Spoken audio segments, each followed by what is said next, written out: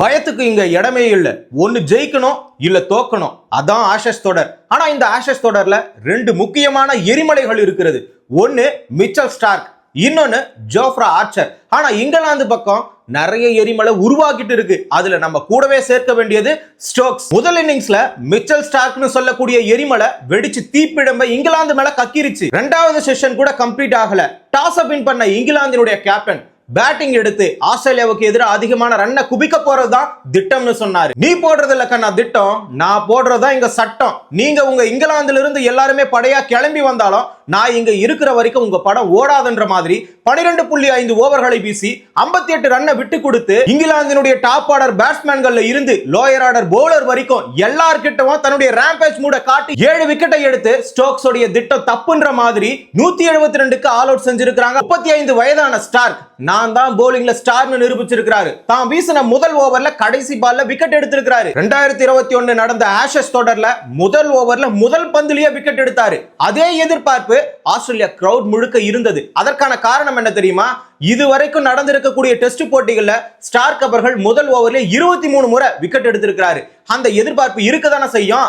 Once மோர்னு சொல்ற மாதிரி 24வது முறையா ஜாக் கிராலிய கடைசி பால்ல முதல் ஓவர்ல விக்கெட் எடுத்து அவரை டக் அவுட் ஆக்கி வெளியே அனுப்பி இருக்கிறாரு. ஸ்டார்க்கோட கம்பெனிக்கு இங்க ஹேசல்வுட் கிடையாது, பேட் கமின்ஸ் கிடையாது. ஆஷஸ்ல அனுபவமே இல்லாத போலந்த், டாக்கெட், கிரீன் இவங்களை வச்சுக்கிட்டு இங்கிலாந்து கிழிச்சு தொங்க விட்டுட்டாரு. கிராலி போனதும் டக்கெட் ஆஸ்திரேலிய பவுலர்களுக்கு பேஸ் பால்லாம் எப்படி இருக்குன்னு அடிச்சு காட்டுறோம் பாரான்னு சொல்லிட்டு 4 அடிச்சாரு.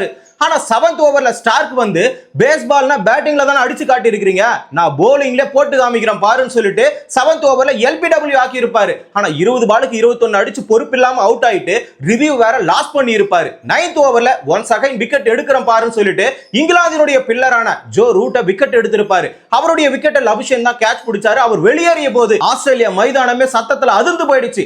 அதோட மிச்சல் ஸ்டார்க் ஆஷஸ் தொடர்ல 100வது விக்கெட்டையும் எடுத்து முடிச்சிட்டாரு. அந்த 100வது விக்கெட் ஜோ ரூட். ஹாலி போப்பும் ஹாரி ப்ரூக்கும் அணியை சரிவிலிருந்து மீட்க வேண்டும் என்பதற்காக ரெண்டு பேருமே ஜோடி சேர்ந்து 67 பாலுக்கு 55 ரன் அடிச்சாங்க. இதுதான் மிகப்பெரிய பார்ட்னர்ஷிப் ரெண்டு இன்னிங்ஸ்லயும். அதாவது முதல் இன்னிங்ஸ் ஆஸ்திரேலியா ஆடிட்டாங்க, முதல் இன்னிங்ஸ் இங்கிலாந்து ஆடிட்டாங்க. ரெண்டு இன்னிங்ஸ்லயுமே சேர்த்து மிகப்பெரிய பார்ட்னர்ஷிப் தான் இந்த பார்ட்னர்ஷிப் மட்டும்தான். ஆனா கிரீன் அவர்கள் 20வது ஓவர்ல ஹாலி போப் அரை சதம் அடிக்க விடாம 46 ரன்கள்ல அவுட் ஆகி இருக்கிறாரு. முதல் ஸ்பெல்ல ஸ்டார்க் 11th ஓவர் வரைக்கும் 6 ஓவரை வீசி இருக்கிறாரு. இந்த 6 ஓவர் வரைக்கும் ஒவ்வொரு பந்தும் 140 கிலோமீட்டர் ஸ்பீடுக்கு மேலதான் போட்டு இருக்கிறாரு. அதுலயும் சில பந்துகள் 145 கிலோமீட்டர் ஸ்பீட்ல போட்டு இருக்கிறாரு. ஆனா இங்கிலாந்தினுடைய பேட்ஸ்மேன்கள் அந்த பந்துகள்லாம் ஆட முடியாம திணறி போயிட்டாங்க. அதுவும் இல்லாம 11th ஓவரோட ஃபர்ஸ்ட் ஸ்பெல்ல கம்ப்ளீட் பண்ணி 2வது ஸ்பெல்ல 21வது ஓவர்ல இருந்து ஸ்டார்ட் பண்ணி 23வது ஓவரையும் அவர் தான் போட்டாரு. அந்த ஓவரோட முதல் இன்னிங்ஸ் கம்ப்ளீட் பண்ணி 105க்கு 4 விக்கெட்னு சொல்லிட்டு இங்கிலாந்து பரிதாப நிலைக்கு போயிடுச்சு. இரண்டாவது இன்னிங்ஸ்ல அப்படி என்னதான் சாப்பிட்டு வந்தாருன்னு தெரியல. இந்த ஸ்டார்க் மனம் தளராம அதே ஸ்பார்க்ல வீசுறாரு. வந்த உடனே 25வது ஓவர் தான் வீசின ஃபர்ஸ்ட் ஓவர். அந்த ஓவர்லயே பென் ஸ்டோக்ஸ போல்ட் ஆக்குறாரு. 6 ரன்ல அவரையும் பெவிலியனுக்கு அனுப்புறாரு. ஆனா இந்த இடத்துல விக்கெட் சரிஞ்சுக்கிட்டே வந்தாலும் எங்கேயாவது பார்ட்னர்ஷிப் அமைப்பாங்கல்ல, அந்த மாதிரி தான் ஒரு பக்கம் ஹாரி ப்ரூக் கரத்துல இருந்துகிட்டே இருக்கிறாரு. கூட ஜேமி ஸ்மித் சேர்ந்தாரு. ஆனா ரெண்டு பேருமே மிகப்பெரிய ஒரு பார்ட்னர்ஷிப்பை போட்டுருக்காங்க. அதிரடியா விளையாடி இருக்காங்க. 30 பாலுக்கு 45 ரன் அடிச்சாங்க. இந்த இடத்துல என்னடா இந்த பார்ட்னர்ஷிப் டெவலப் ஆகிட்டே போயிருக்குதுன்னு சொல்லிட்டு ஸ்மித் அவர்கள் ஸ்டார்க்க உள்ள இறக்கி என்ன பண்றாரு, ரெண்டு பேருமே பிரிச்சு தொங்க விடுறாரு. அதாவது 62 பாலுக்கு 51 ஒரே ஒரு அரை சதம் அடிச்ச வீரர் யாருன்னா இந்த இடத்துல ஹாரி ப்ரூக் மட்டும் தான்.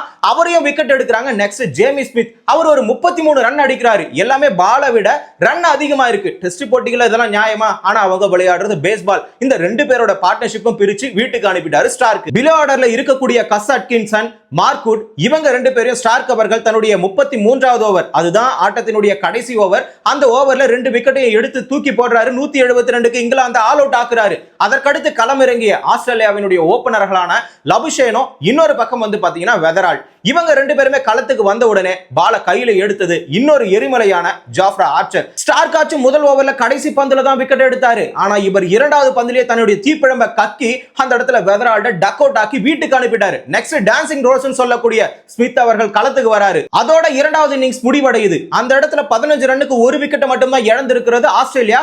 இங்கிலாந்து தரப்பிலிருந்து 10 ஓவரை வீசி இருக்கிறாங்க. 3வது இன்னிங்ஸ்ல இன்னொரு ஓபனரான லபிஷன் 9 ரன்ல வெளியேறிட்டாரு. அதற்கடுத்து அதுக்கடுத்து கவாஜா 2 ரன்லையும், இன்னொரு பக்கம் DS ஸ்மித். இவர் என்ன பண்ணாருன்னா கேப்டன் என்ற பொறுப்பை உணர்ந்து 49 பந்துகளை தடுமாறி ஆடி 17 ரன் அடிச்சு அவரும் ஆஸ்திரேலிய ரசிகர்களை ஏமாத்திட்டாரு. இடையில இறங்கின டிராவிஸ் ஹெட் 21 ரன்களும், இன்னொரு பக்கம் அலெக்ஸ் கேரி 26 ரன்களையும் ஸ்டோக்ஸோட பந்து வீச்சுல ஆட்டம் இழந்திருக்காங்க.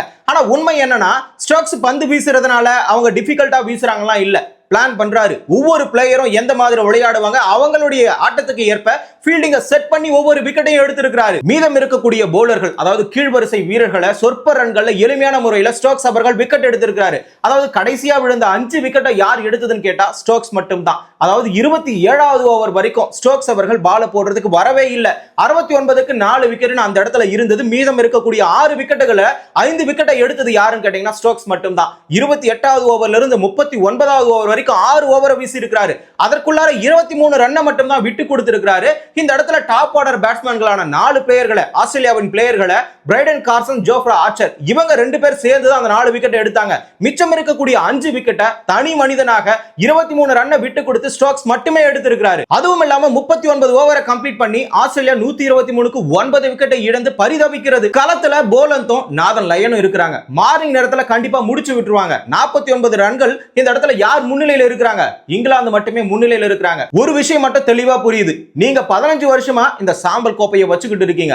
அதை புடுங்கிட்டு போயிட்டு இங்கிலாந்துல வைக்கிறது மட்டும் தான்டா என்னோட குறிக்கோள்னு ஸ்டோக்ஸ் ஒரு திட்டத்தோட உள்ள வந்திருக்கிறாரு. ஆட்டம் 3 நாள்ல முடிஞ்சிடும் தெரியும். ஆனா யார் வின் பண்ணுவாங்கன்னு சொல்லிட்டு நீங்க கமெண்ட்ல சொல்லுங்க. கிரிக்கெட் நிகழ்வுகளை தொடர்ச்சியா தெரிஞ்சுக்கணுமா? தமிழரசன் பார்வையாளர் சேனலை சப்ஸ்கிரைப் பண்ணிக்கோங்க.